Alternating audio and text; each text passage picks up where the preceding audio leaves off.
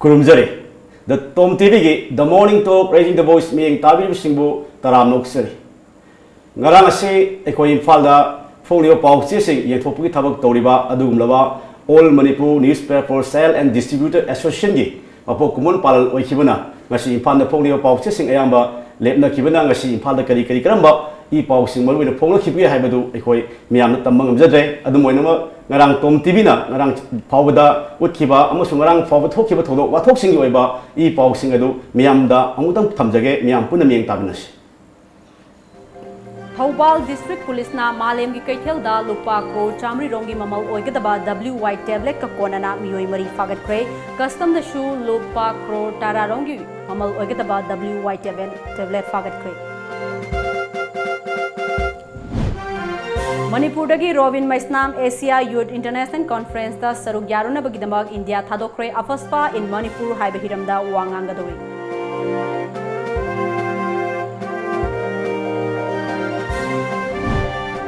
Ziriwamgi ariba hol nong nasana bang asigi laingak na thorang lokhotle changadaba senfom earmark tawre haina Minister Shyam Kumar na phongdokre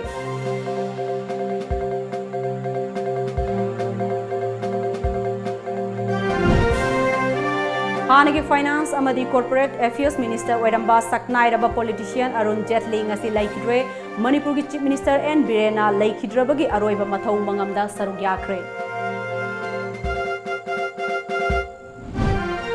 Amadi Yonex Sunrise All India Junior Ranking Badminton Tournament ki boys doubles ta lamdamasi gi Sanroi Dinku amadi Manjit final changkre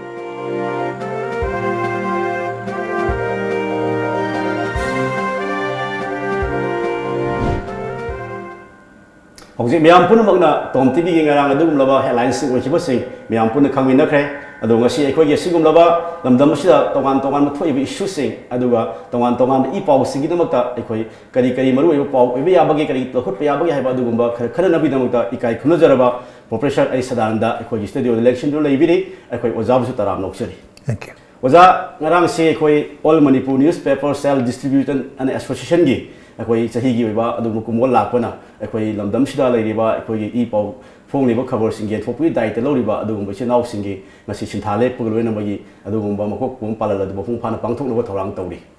maduna ngarang si ekhoi ngasi imphal da ekhoi base to paper khudingma ekhoi ngasi I paw sing ba phungna khidre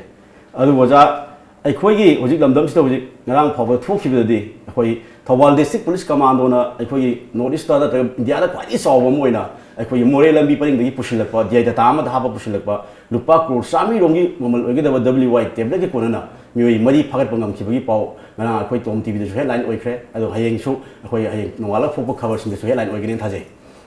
tamosu ekhoi more lambi paring sida da ekhoi tongan mai ka ba drugs sing pushilakpa adagi aina yadwa potlam sing nongmai da sing ba tongan khani potli yam pushilakpa sida ekhoi Thengna no lai hasi bawda ada koi Manipur lenga na masung Manipur gi prajana amadi CSO singna koi punna kai thogang lomin da ba yabage sing matang da mot kai lebi ho kanone thori bisi amakta Manipur gi itihas ta Manipur gi puari da amakta thoke draba andona chaw kraba drakhau lai tare ko drak phabagi case ni an lojage mamanda thoke bisi crore yorok pada crore yoba malchang phare haibada esyam chawi kana hinrame adage sum haigalakna crore se matang manga taru tara sum haigalak padeki nan phaya is the crore chamri what is yours WY tablet edo anu thori bakwa angak pa kanone se lepti abase kwadegi nungai tribedi pare khotle mamatore harga kidang hangedra harga sum hengalak pai mong da toriyo aduga mase thoni habde dum kange maramde golden triangle hadra leiriba Thailand ne Laos ne I think Myanmar ne ahum sigi tri junction triangle golden triangle in mingthon ba masi Thai dagi dum leira abriko drug ke makon ne drug sumni adudagi drug ke root se masi akoi Manipur sina oiba tabde masana lambi thong pagala abdi koi nawai lambi thong si pattabani na yamna karo toina koi taba phangde ado hujikte lambi thong pagalak pagaloina na masigi lambel sida Manipur ki route se reida si international route ni Manipur ki route se taina degi China ki koi ki silk China silk route har khangra me adana China ki silk se prithvi punamakta yohli se Manipur power chakraka chum chakraka Afghanistan ka targa matang prithvi pum sando mane like that adu mai tawdna ujik golden triangle degi sungakpa adu ba hidak drug mayam singsi sipaldna puraga golden crescent Pakistan ne Iran ne Afghanistan ne si ahum sigi golden crescent and amsulirium siga amuk musi yo na pu gidoi ne matang prithvi sandok gidoi aduna mang tangna na bagi masak koraba masi ID lan se open war violence yauba atu mahingsa gi ba choba lan haibaduga sigi lalong siga manate sina nation ama tumna mahange generation hauri ba miron singchi tumna mangradi nation do hogla pa yaroi ba tumna mangne adu mangna na bida makta yekna bana saru sillaga thawoina si thajallak pra kai ba wakhal phaw khalla e Manipur pikrabani ko adu mase lambel da leibani na awa ba chaitheng ji de koina phange adu thagale yamna thawal gi police yamna mikup nahum singna eternally vigilant oida leiba police ki party police ki mio sing led by SP ko ibom sana lit tawtna tawrisi andaki exercise ki kawiyaroi exercise ki kambusu yamna makoi mamit mana singna ada masih pada putori men tawo ngarangi khogi Dr. SP bom sagi sing makhada khoi phogdel lagi phag khiba du yamdal phar padu da khogi local voluntary sing maira paibi sing amasung phogdeli club tongan me ga amasung involve to support to sisna di khoi drugs ki hosi khoi drug ki musi muthat na bona da people sing chu khongjen jang sing sil ne lobu su ya yam chum bne je ada nupi yausle lore ba nupi na drug se pobagi drug traffickers have the uchle abji moina mahajon oidna pecha puthok to mak natrabsu pot puthok pusin to da nupi yausle aduna masi am dangerous oropani aduka maruina tilong degi kangde am de kangde tonga ba Manipur gi mio sing masida involved to na phar bne ba phari bsa in hygienic bdi phare harga magi chapchap justice se deliver to bioba ado cases pachana mong tana pukapio aduga ainde leiriba hoji leiriba ainde de mase yengura ka mi gi da chanari ba ain ge yengnur ka de am sat koi si yamna light oi mangre ai koi hoji psychotropic substance act and am gak lai sigi makha da pi ba punishment se ko 10 years rigorous imprisonment aduga 1 lakh fine ada 1 lakh is the crore chamni phagi ne ba it is a peanut ada phagi tar bane ba se thuna act se implement to masi anuba act ma amen to thoga khar hena stringent oiba khar hena kanba haina ma tawya Saudi Arabia de drug trafficker ama parade ko drug pu na hekchalam mi parde mage sibi dandi sibi se ju moi de manung da heng toraga hatpa natraga electric chair da phamalaga hatpa ama man tawba injection toraga hekta hatpa du kanate mayam amanda public hanging nate public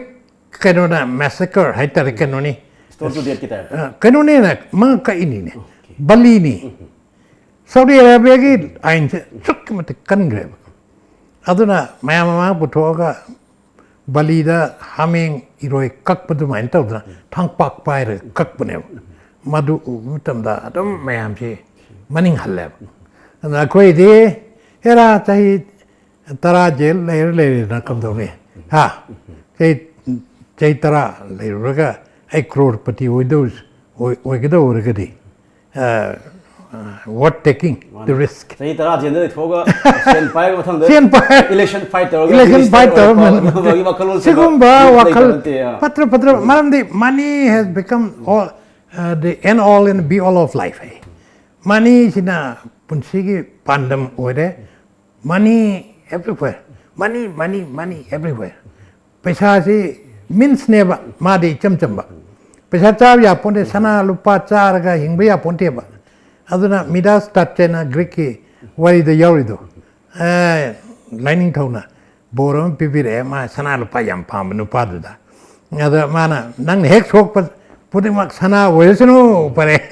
sana yam pam de. Ada mana mayum da halaga chak chage tauda. Chak tu hek sok sana ongre ising ju sok pa sana ongre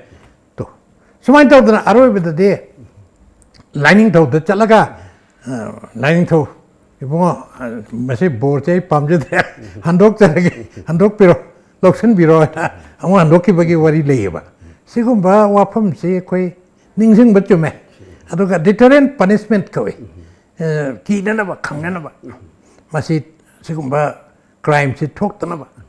lokot pa che masih koi India ki khar liberal loy mangre ko yam yang mangre it is too light punishment is too light aduna punishment che kitang hakpa aduguma punishment am piragadi maduna deter tawraga sigumba se crime cha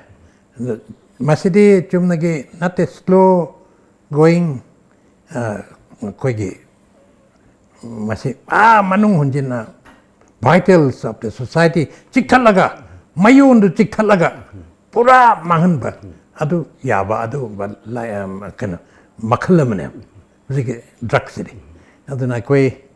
ada amendment yang tu nak tahu betul kau. Mana tahu ngarang sih, kalau ni fan boleh lagi paling degi thawal polis kan apa betul sunnah tu nak koi custom division ni fan asu koi lupa ku teraga hundu lagi, koi WATV. Ada tu pari. Pari. Ada yang apa ni thawai dan nuai jadi bahaya teh, Manipur peoples ta. Kolkata ki city degi sungarang, han faham macam dah macam macam apa jawab. Aduga Shillong tu koi drug kerba tu, kamu faham macam tu Manipur macam itu jawab. Sisna koi Manipur degi tholi ba koi perjam yang si atau pemilihan India nanti atau country yang yang kan dek koi drug ki makul lagi tholi pemilu Urupa ya bi film musulah pa. Atau masalah tare tu. Koi mi yang involved from tahu kadi. Koi dia drug ke traffickers kakto boleh ya. Lalu ni apa? Somdana koi na games and sports, the arts and culture da malim pun mung sakang ba. Atau malim jadi ngai or ba kubam pangim ni. Atau on the other hand si tahu si de, aku yang thina centang ngai ni. Ada tahu atau apa mana sih sih mai le na koi nenza biar apa sih tahu. Aku ini Manipur si dry state ni su lok thok re. Ada ki koi state ki lenga na su si minister na su koi free zone web state amo drug free web state amo hendak buat lagi ni sebagai re. Ada tu ipal mori lami paling sih tahu tongan masih post amo lagi. Assam rifle ni kuding thabi check post lenga puki another check post palen the post mori the post lagi. Asing वो post में हमने launch हो गया थोबान दा कोई फाड़ी से दा कोई ड्रग पर्पस दा करेगी गुम्बा कोई इन्वॉल्वमेंट सिंग यावर बड़ा कोई राजनीति की यावर बड़ा बैरिकेड ऑफिसर सिंग यावर बड़ा गैंग कुपु यावर बड़ा ममांग तक सो कोई एडीसी मेंबर में ड्रग कोने ना फागे बा हंदक से कोई दिन हबलदार में ड्रग यावर कोने ना फागे बा केस में यावर नहीं करे याम नहीं अदन दाव सिद्धि के ये बिया के macam tamu ni thobal bau cengjelak apa aja more degi thobal bau cengjelak apa aja jam cengjelak apa ni ayo orang ni ya koi plane ya orang ni हम cukup hill area degi plane Europe ne kudeng thabi kangde makangde check torga madre da thokpa ya ba pha ya ba je kan main tau na how come kan main tau nan thori moi ge check kutau do kari no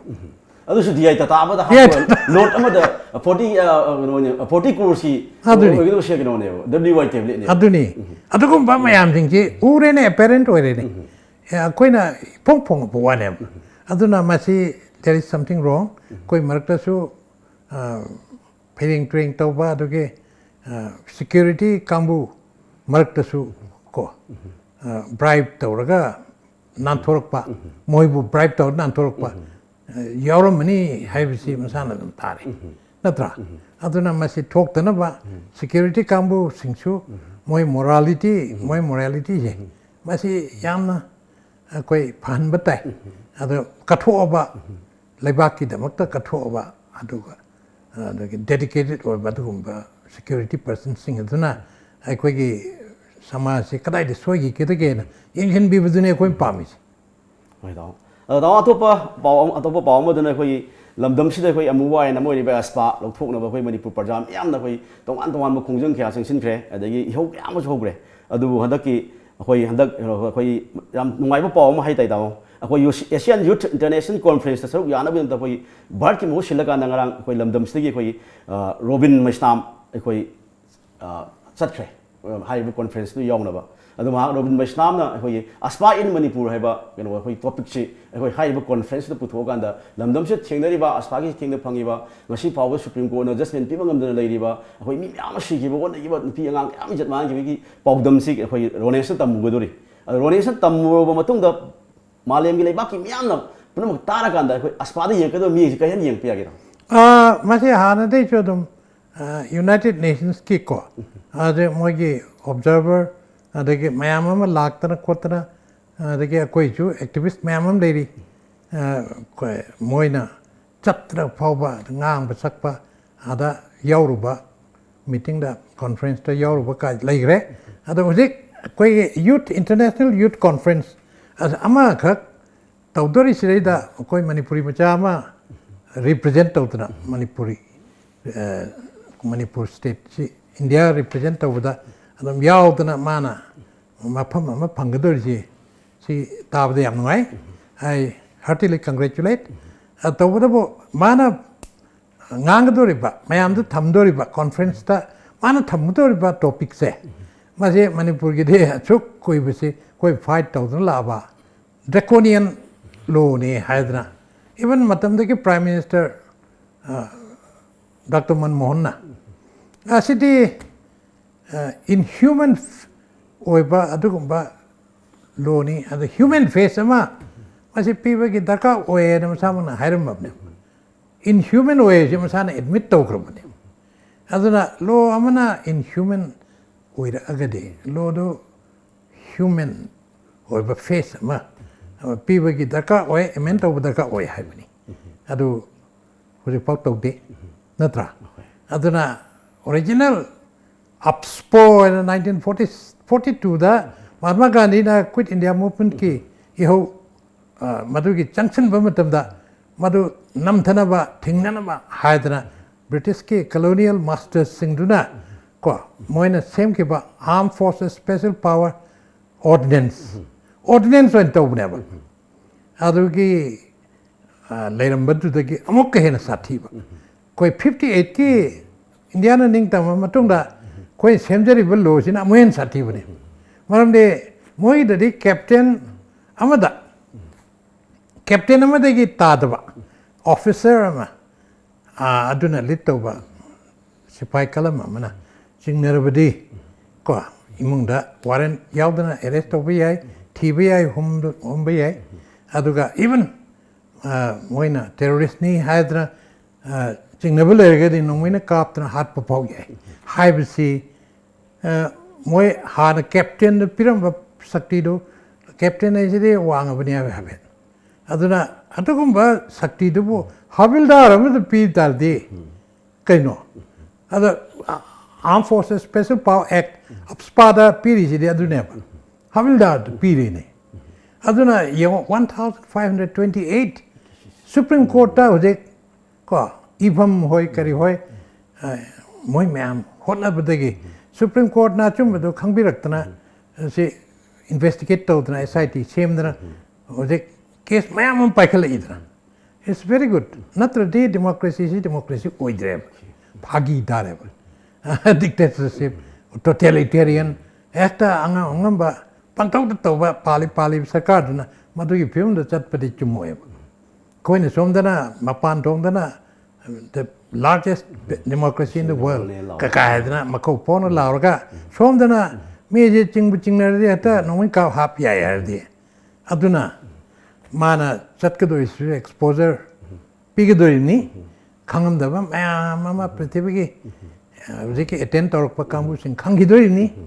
ꯃꯗꯨ ꯑꯩꯈꯣꯏ ꯂꯦꯞꯄ ꯌꯥꯗꯦ ꯃꯁꯤ ꯂꯥꯜꯂꯦ ꯍꯥꯏꯁꯤꯗꯤ ꯑꯩꯈꯣꯏ ꯄꯨꯝꯅꯃꯛꯅ ꯌꯥꯅꯔꯕ ꯄ꯭ꯔꯤꯊꯤꯕꯤꯒꯤ ꯆꯥꯎꯈꯠꯂꯕ ꯀꯅꯥ ꯆꯥꯎꯈꯠꯂꯕ ꯃꯇꯝꯁꯤꯗꯕꯨ ꯑꯞꯁꯄꯥꯁꯤꯕꯨ ꯗꯦꯃꯣꯀ꯭ꯔꯦꯁꯤꯒꯤ ꯈ꯭ꯋꯥꯏꯗꯒꯤ ꯑꯆꯧꯕ ꯂꯩꯄꯥꯛꯅꯤ ꯍꯥꯏꯅ ꯍꯥꯏꯔꯤꯕ ꯚꯥꯔꯠꯇꯕꯨ ꯁꯨꯝ ꯊꯝꯕꯁꯤꯕꯨ ꯀꯔꯤꯒꯤꯅꯣ ꯏꯟꯁꯔꯖꯦꯟꯁꯤ ꯐꯥꯏꯠ ꯇꯧꯕ ꯍꯥꯏꯁꯤꯗꯤ ꯑꯞꯁꯄꯥ ꯊꯝꯗ꯭ꯔꯗꯤ ꯌꯥꯗꯦ ꯍꯥꯏꯁꯤꯕꯨ ꯀꯅꯥꯅ ꯍꯥꯏꯒꯦ ꯃꯤꯒꯤ ꯂꯩꯄꯥꯛꯇꯁꯨ ꯏꯟꯁꯔꯖꯦꯟ ꯄꯤꯛꯇꯅ ꯐꯥꯏꯠ ꯇꯧꯔꯤ sini aduna mana tawdoi si yamna afaba akoi people ke cause akoi suppressed oppressed people of Manipur adugi liberation gi akoi freedom pangbagi Manipur ki parliament na pamiba asfalo thokpa ba wafam se koi robin mastam ge wafam na hen increase tawba hen puthokpa malem da khangan bo orsunu haibni ba mani da wa yam nungai taba phoi thodok ama haiba tai hoi hoi lamdam sida leiba hoi standard robert higher secondary school da tamamba mahiroi babishna hoi singingai ba mishi da shi na si ba ulang lang ni puthokpom da leiri ado ma si gi bagi si hoi tham hen jani ado ngarang su hoi JAC amasung tongan tongan ba hoi maira pai bi sing tongan tongan mi amna babishna ge sumba la lang jin puthu hoi wakat pham pham ba adagi hoi khuthang chara hen ba numidang da maira gi release pa tongan tongan pham da hoji phaw lep da leite jangjili da ad hoji phaw da Manipur lenga ke mai kai dagi su KSC be da sinagani na haibadi hai ganda hoji phaw si be da sinare haiba wot ama phaw leita ba ngarang su JAC gi mai kai dagi within 10 days ki manung da Manipur lenga na si be da sinare da sinade lawi am su lawde habigi chap chaba decision ma pi da ta ga di hena kan ba movement me am phongjang am sanction la ne law thokhi bu leire adi hojik mi si siga JAC sing lebe khongjang am su lenga na boi ba film sigi ta ma ani si kamai yeng ya koi je kap tape ai tai Manipur sarkar ki su philipti law thokrabani chief minister ma chamang na ko aduna CBI da cinema da best ni maramdi akwai je trust deficit am leireba thajab ji yaudre akwai gi Manipur gi sida investigation tawba SIT ka same da kotna tawri ko tawba ba yam sincerely honestly phajana tawbi adu people de thajadre ba adu wari si ondong yam greba adu tawre chummi lali khangde wari si there are so many stories ada concocted story ra adugi achumbara haichu kangdre ado thijan ba ru na phajana kupna thijala kanda yes hojik pawda mayam gi pung pen na ba hadna postmortem je amuk tor loi pdo aniyak to le natra adagi moina tawya ba lokot pe ba chingna ba mayam am phagatna interrogation chathri ko ado adagi court na amuk moi remand Pidna police custody da thamdana interrogation chathari adai bail application pirak pakada su bail pidri ko miam namu chingna bisi dum leireba aduka yes thokre thodok tu sun yam mysterious oiba adukum thodok ni and private detective yam haisinga ba ko Sherlock Holmes kumba Mayama West ki power detective sing lak na kota thijan na kota na to chunati ko anu pesa su yam chang ba po ni adu de lanai kangbu na photo ngam bonte sarkar ne pa adu mangai ko adu na to de ngam bonte ba da chum ba de ko chu masi am pa mi kari no adu mai action kani adu na kara kanoda sinabai na best policy chief minister law talk do I appreciate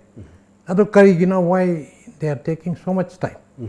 matam je machine ya people sang ne question ji ado ne khathu na to bio ba na chithi ma ga e gre SI ka no da Union Home Ministry CBI da Union Home Ministry da e gre CBI da ma si sinajar ge hadra ado response laktri hai ba lai hai ba pauta de response laktri hai ado response lakte tum pham le ya yam nga iba thodo ma na hoi Mishi si matang da hoi concern police station na lokho chi ba ha 305 oina murder na lokho chi ne adu suicide oina suicide ne JAC amasung people's ki demand da gi 302 murder oina mu ꯂꯧꯏꯕꯅ ꯑꯩꯈꯣꯏ ꯇꯣꯉꯥꯟ ꯇꯣꯉꯥꯟꯕ ꯑꯩꯈꯣꯏꯒꯤ ꯆꯦꯔꯣꯜ ꯑꯅꯤꯈꯛ ꯃꯅꯤꯄꯨꯔ ꯁꯔꯀꯥꯔꯒꯤ ꯃꯥꯏꯀꯩꯗ union home ꯃꯤꯅꯤꯁꯇꯔꯗ ꯆꯦ ꯊꯥꯔꯝꯕ ꯂꯩꯕꯅ CBIꯅꯁꯨ ꯀꯔꯝꯕ ꯄꯣꯠꯁꯦ ꯂꯧꯒꯗꯧꯅꯣ ꯍꯥꯏꯕ ꯆꯦꯠꯅꯕ ꯑꯃ ꯂꯩꯔꯦ ꯍꯥꯏꯅ ꯁꯤꯒꯤ ꯃꯥꯏꯀꯩꯗꯁꯨ ꯐꯣꯡꯗꯣꯛꯄ ꯂꯩꯔꯤ ꯑꯗꯨꯗꯤ ꯑꯍꯥꯟꯕꯗ 305 ꯑꯣꯏꯅ ꯍꯥꯏꯕꯗꯤ ꯁꯨꯏꯁꯥꯏꯗ ꯇꯧꯈꯤꯕꯅꯤ ꯍꯥꯏꯕꯒꯤ ꯑꯍꯥꯟꯕ ꯏꯆꯝ ꯆꯝꯕ ꯃꯑꯣꯡꯗ ꯃꯗꯨ ꯈꯜꯂꯨꯕ ꯀꯣꯟꯅ ꯃꯌꯥꯝꯅꯁꯨ ꯍꯥꯏꯕꯅꯤ ꯑꯗꯨꯒ ꯂꯣꯏꯅꯅ ꯑꯇꯩ ꯑꯇꯩ ꯌꯦꯡꯉꯨꯕ ꯃꯤꯁꯇꯤꯔꯤꯌꯁ ꯁꯔꯀꯝꯁꯇꯦꯟꯁꯦꯁ ꯃꯌꯥꯝꯁꯤꯡꯁꯦ ꯀꯨꯞꯅ ꯌꯦꯡꯕ ꯃꯇꯝꯗ ꯑꯁꯤꯗꯤ ꯆꯤꯡꯅꯅꯤꯡꯉꯥꯏ ꯑꯣꯏꯕ ꯋꯥꯐꯝꯗꯤ ꯌꯥꯝ ꯂꯩ ꯍꯥꯏꯗꯅ 302ꯗꯣ ꯑꯃꯨꯛ ꯃꯗꯨꯁꯨ ꯌꯥꯎꯅ FIR ꯂꯧꯈꯠꯄꯗ ꯃꯗꯨ ꯌꯥꯎꯅ ꯃꯗꯨ ꯇꯧꯕ ꯑꯣꯏꯔꯝꯕ ꯌꯥꯏꯑꯕ ꯑꯗꯨ ꯄꯨꯝꯅꯃꯛꯇꯣ let the CBI decide CBI decide ꯇꯧꯔꯁꯅꯣ ꯑꯗꯣ ꯊꯨꯅ ꯀꯦꯁꯁꯤꯗ ꯃꯣꯏꯗ ꯁꯤꯟꯅꯈꯤꯕꯗꯣ ꯃꯗꯨꯅ ꯈ꯭ꯋꯥꯏ ꯐꯅꯤ ꯌꯥꯝꯅ ꯁꯤꯟꯁꯤꯌꯔꯂꯤ ꯃꯅꯤꯄꯨꯔ ꯄ꯭ꯔꯖꯥ ꯃꯌꯥꯝꯁꯨ ꯆꯔꯥꯡꯅꯕ ꯂꯩꯔꯤꯕ ꯄ꯭ꯔꯖꯥꯅꯁꯨ CBI ꯁꯤꯟꯅꯕ ꯄꯥꯝꯃꯤꯕ ꯗꯥꯕꯤꯁꯤꯗ ꯑꯩꯈꯣꯏ ꯁꯔꯀꯥꯔꯅꯁꯨ CBIꯗ ꯁꯤꯟꯅꯒ꯭ꯔꯗꯤ ꯑꯩꯈꯣꯏ ꯀꯦꯁꯁꯤ ꯊꯦꯡꯅ ꯑꯆꯨꯝꯕ ꯂꯥꯜꯂꯥꯡꯗꯤ ꯈꯔꯗꯤ ꯄꯨꯊꯣꯔꯛꯄ ꯌꯥꯏ ꯊꯥꯖꯔꯤꯑꯕ CBI ꯀꯣ CBIꯗꯤ ꯊꯥꯖꯕ CBIꯗ ꯑꯩꯈꯣꯏ ꯑꯣꯅꯦꯁꯇꯤ ꯂꯩ ꯍꯥꯏꯅ ꯂꯧꯋꯦꯕ ꯃꯣꯏ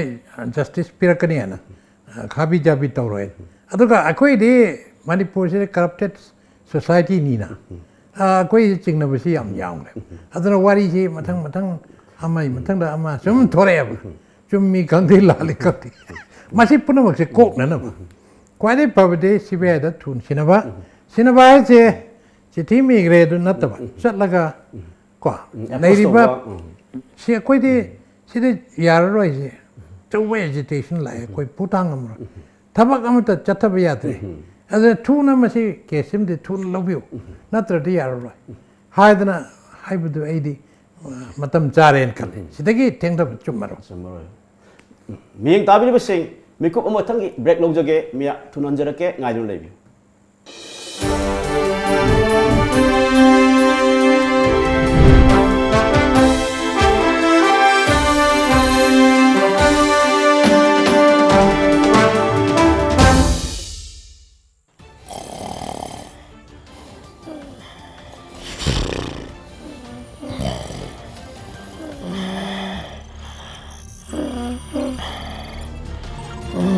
Welcome to Times of Manipur. This is Sarikya Chongrang giving you news in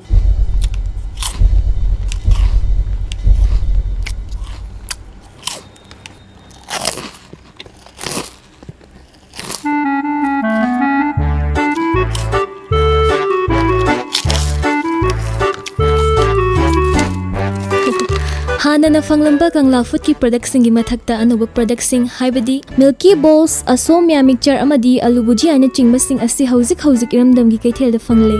kangla gi anawa product sing asi mayam su amungtang mahau yingbi Kangla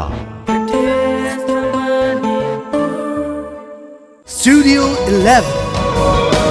India's favorite salon and spa now at Imphal. Our services are haircut, hair straightening, global color, body spa, hair spa, waxing, threading, facial and treatment, hand and feet care, makeup.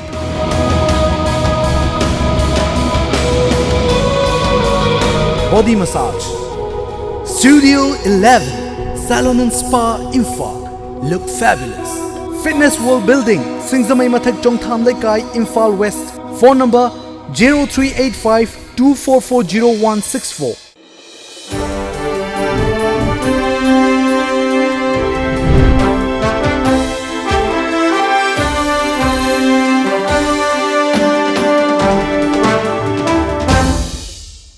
ꯃꯤꯌꯦꯡ ꯇꯥꯕꯤꯕꯁꯤꯡꯕꯨ ꯑꯃꯨꯛꯀꯟꯅ ꯇꯔꯥꯝꯅ ꯑꯣꯛꯆꯔꯤ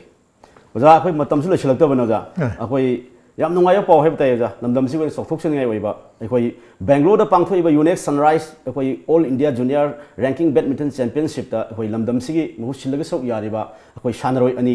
ꯗꯤꯡꯀꯨ ꯑꯃꯗꯤ ꯃꯟꯖꯤꯠꯅ ꯑꯩꯈꯣꯏ ꯑꯗꯨꯒꯨꯝꯕ championship ꯑꯗꯨꯒꯤ final match ꯑꯩꯈꯣꯏ ꯆꯪꯁꯤꯟꯕ ꯉꯝꯈ꯭ꯔꯦ ꯉꯔꯥꯡ ꯁꯥꯟꯅꯈꯤꯕ ꯁꯦꯃꯤ ꯐꯥꯏꯅꯦꯜ ꯃꯦꯠꯆꯇ ꯃꯥꯒꯤ ꯃꯥꯌꯣꯛꯅꯔꯤꯕ ꯂꯝꯕꯥꯁꯤꯡꯗꯨ ꯃꯥꯏꯊꯤꯕ ꯄꯤꯔꯝꯂꯒ ꯑꯩꯈꯣꯏ ꯗꯤꯡꯀꯨ ꯑꯃꯁꯨꯡ ꯃꯟꯖꯤꯠꯅ ꯑꯩꯈꯣꯏ ꯐꯥꯏꯅꯦꯜ ꯆꯪꯕ ꯉꯝꯈꯤꯕꯅꯤꯗꯣ ꯁꯤꯗ ꯑꯩꯈꯣꯏꯒꯤ ꯕꯦꯗꯃꯤꯟꯇꯟ ꯃꯁꯥꯟꯅꯁꯤ ꯑꯩꯈꯣꯏ ꯁꯤꯗꯗꯤ ꯌꯥꯝ ꯀꯟꯅ ꯊꯋꯥꯏ ꯌꯥꯎꯅꯗꯕ ꯃꯁꯥꯟꯅ ꯑꯃ ꯑꯣꯏꯅ ꯂꯩꯔꯝꯕꯗꯤ ꯍꯧꯖꯤꯛꯇꯤ ꯀꯟꯅ ꯀꯝꯃ꯭ꯌꯨꯅꯤꯇꯤ ꯍꯣꯜꯁꯤꯡ ꯂꯤꯡꯈꯠꯂꯛꯄ ꯃꯐꯝ ꯑꯃꯗ ꯁꯥꯟꯅꯔꯛꯄꯁꯤꯅ ꯑꯩꯈꯣꯏ ꯁꯤꯒꯨꯝꯕ ꯅꯦꯁꯅꯦꯜ ꯑꯃꯁꯨꯡ ꯏꯟꯇꯔꯅꯦꯁꯅꯦꯜꯒꯤ ꯊꯥꯛꯇ ꯄꯥꯡꯊꯣꯛꯄ ꯇꯣꯔꯅꯥꯃꯦꯟ ꯆꯦꯝꯄꯤꯌꯟꯁꯤꯞꯁꯤꯗ ꯑꯩꯈꯣꯏꯒꯤ ꯃꯅꯤꯄꯨꯔ ꯃꯆꯥꯁꯤꯡ ꯁꯔꯨꯛ ꯌꯥꯕ ꯉꯝꯃꯛꯄꯅꯦꯅ ꯑꯩꯈꯣꯏꯅ ꯂꯧꯖꯩ ꯑꯣꯖꯥ ꯑꯗꯣ ꯁꯨꯃꯥꯏꯅ ꯂꯥꯛꯄꯁꯤꯗꯗꯤ ꯀꯩ ꯍꯥꯏꯅ ꯈꯟꯕꯤꯒꯦ ꯑꯣꯖꯥ ꯌꯥꯝ ꯅꯨꯡꯉꯥꯏ ꯇꯥꯕ ꯁꯥꯃꯛ ꯕꯦꯗꯃꯤꯟꯇꯟ ꯁꯥꯟꯅꯔꯛꯄ ꯃꯤꯅꯤ table tennis badminton na chingba koi satro ri da yam kana aduga Manipur gi koi gi hawdorok pa matamda pangkoi kui drive ne ba koi badminton association ya semdana koi pioneers mama alaman mama na hawdok per ado koi sign to bisi national scenario da lag pa ingam ngam da bane ado hojik te yam nungai re ba hojik doubles ki game or mane hojik koi anga ni ma final da kari ba semi final thoi ga manjit ka dingku ga ani ji asina ta maira luang singles ki su magi su lakini dum ko adu apa apa bangang ni thore national level da sanaba jamna ranking ai tare sunrise badminton tournament yonex sunrise badminton tournament asi the final changba kai si paki nate